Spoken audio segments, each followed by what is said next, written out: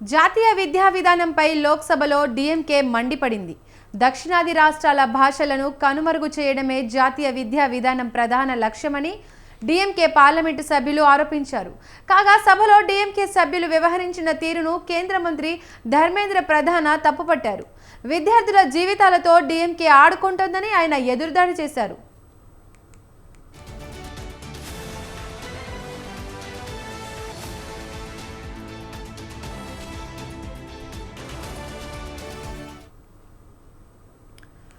లోక్సభ సమావేశాల్లో గందరగోళం తలెత్తింది. జాతీయ విద్యా విధానం అంశాన్ని ప్రతిపక్షమైన డీఎంకే ఎంపీలు సభలో లేవనెత్తారు.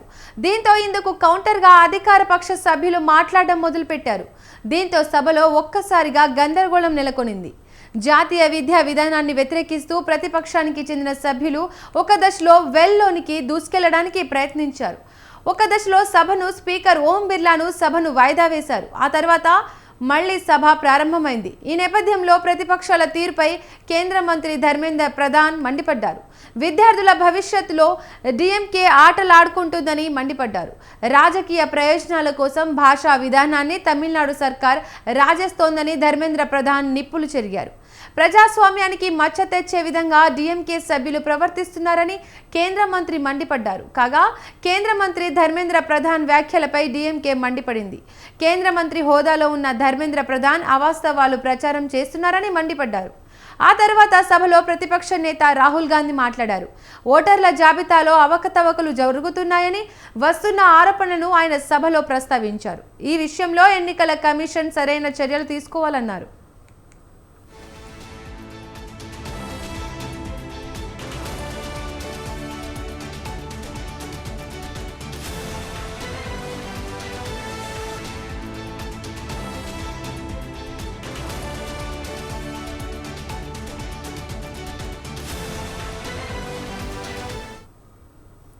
ఇదిలా ఉంటే పార్లమెంటు బడ్జెట్ సమావేశాలు తాజాగా ప్రారంభమయ్యాయి.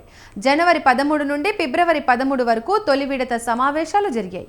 కాగా ప్రస్తుతం ప్రారంభమైన సమావేశాలు ఏప్రిల్ 4వ తేదీ వరకు కొనసాగుతాయి.